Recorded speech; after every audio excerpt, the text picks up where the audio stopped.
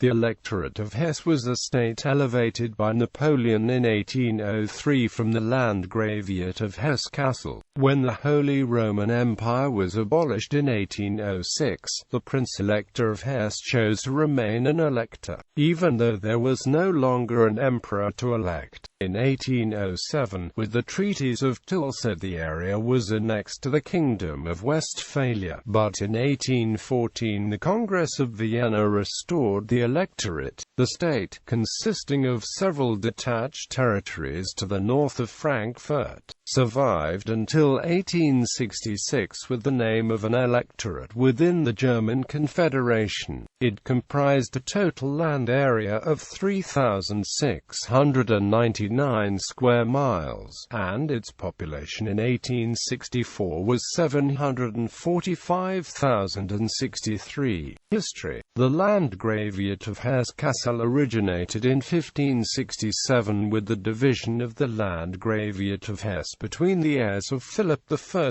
of Hesse after his death. Philip's eldest son, William IV, received Hesse-Kassel, which comprised about half the area of the Landgraviate of Hesse, including the capital, Kassel. William's brothers received Hesse-Marburg and Hesse-Rheinfels, but the lines died out within a generation and the territories then reverted to Hesse-Kassel and to the Landgraviate of Hesse-Darmstadt. The reign of the Landgrave William IX was an important epoch in the history of Hesse-Kassel. Ascending the throne in 1785, he took part in the War of the First Coalition against French First Republic a few years later, but in 1795 the Peace of Basel was signed. In 1801 he lost his possessions on the left bank of the Rhine, but in 1803 he was compensated for these losses with some former French territory round Mainz, and at the same time he was raised to the dignity of Prince-Elector William I, a title he retained even after the dissolution of the Holy Roman Empire. In 1806 William I signed a treaty of neutrality with Napoleon Bonaparte, but after the Battle of Jena the latter, suspecting William's designs, occupied his country and expelled him. Hesse-Kassel was then incorporated to the Kingdom of Westphalia under the rule of Jerome Bonaparte. After the Battle of Leipzig in 1813 the French were driven out of Hesse-Kassel, and on the 21st of November the elector returned in triumph to his capital, Kassel. A treaty concluded by him with the coalition stipulated that he was to receive back all his former territories or their equivalent, and at the same time restored the ancient constitution of his country. This treaty, so far as the territories were concerned, was implemented by the great powers at the Congress of Vienna. They refused, however, the elector's request to be recognized as King of the Chatti, a request which was again rejected in 1818 at the Congress of Aix-la-Chapelle. William therefore retained the now empty title of Prince-Elector, with the predicate of Royal Highness. William I had marked his restoration by abolishing with a stroke of the pen all the reforms introduced under the French regime, repudiating the Westphalian debt and declaring null and void the sale of the crown domains. Everything was set back to its condition on the 1st of November 1806. Even the officials had to descend to the former rank, and the army to revert to the old uniforms and powdered pigtails. The Estates, indeed, were summoned in March 1815, but the attempt to devise a constitution broke down. Their appeal to the Federal Assembly Bundesversammlung at Frankfurt to call the elector to order in the matter of the debt and the domains came to nothing, owing to the intervention of Clemens von Metternich, and in May 1816 the Estates were dissolved, never to meet again. William I died on the 27th of February 1821, and was succeeded by his son William II.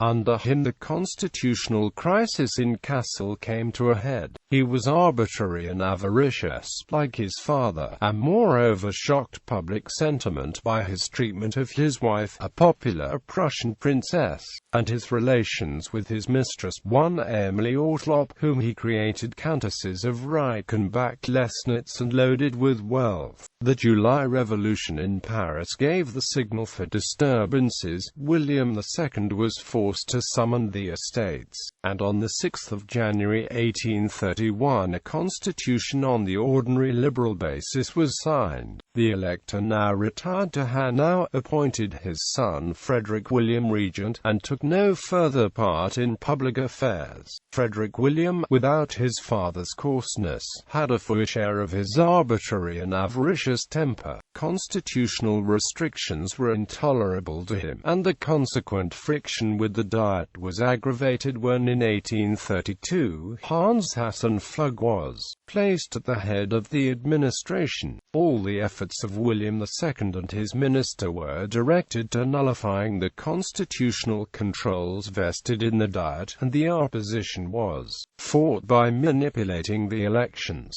packing the judicial bench, and a vexatious and petty persecution of political suspects, and this policy continued after the retirement of Hassenpflug in 1837. The consequences emerged in the revolutionary year 1848 in a general manifestation of public discontent, and Frederick William, who had become elector on his father's death, was forced to dismiss his reactionary ministry and to agree to a comprehensive program of democratic reform. This, however, was short-lived. After the breakdown of the Frankfurt National Parliament, Frederick William joined the Prussian Northern Union, and deputies from Hesse-Kassel were sent to the Erfurt Parliament. But as Austria recovered strength, the elector's policy changed. On 23 February 1850, Hassenpflug was again placed at the head of the administration and threw himself with renewed zeal into the struggle against the constitution and into opposition to the Kingdom of Prussia. On 2 September the Diet was dissolved, the taxes were continued by electoral ordinance, and the country was placed under martial law. It was at once clear, however, that the elector could not depend on his officers or troops, who remained faithful to their oath to the constitution. Hassenpflug persuaded the elector to leave Kassel secretly with him, and on 15 October appealed for aid to the reconstituted Federal Diet, which willingly passed a decree of intervention. On 1 November an Austrian and Bavarian force marched into the Electorate. This was a direct challenge to Prussia, which under conventions with the elector had the right to use the military roads through Hesse that were her sole means of communication with her exclaves in the Rhine provinces.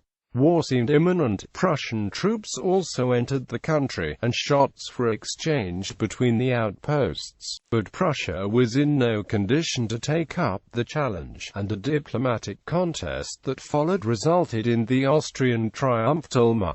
Hesse was surrendered to the Federal Diet, the taxes were collected by the federal forces, and all officials who refused to recognize the new order were dismissed. In March 1852 the Federal Diet abolished the Constitution of 1831, together with the reforms of 1848, and in April issued a new provisional constitution, under which the new Diet had very narrow powers, and the elector was free to carry out his policy of amassing money, forbidding the construction of railways and factories, and imposing strict orthodoxy on churches and schools. In 1855, however, Hassenpflug, who had returned with the elector, was dismissed, and 5 years later, after a period of growing agitation, a new constitution was granted with the consent of the Federal Diet. The new chambers demanded the Constitution of 1831, and, after several dissolutions, elections which always resulted in the return of the same members.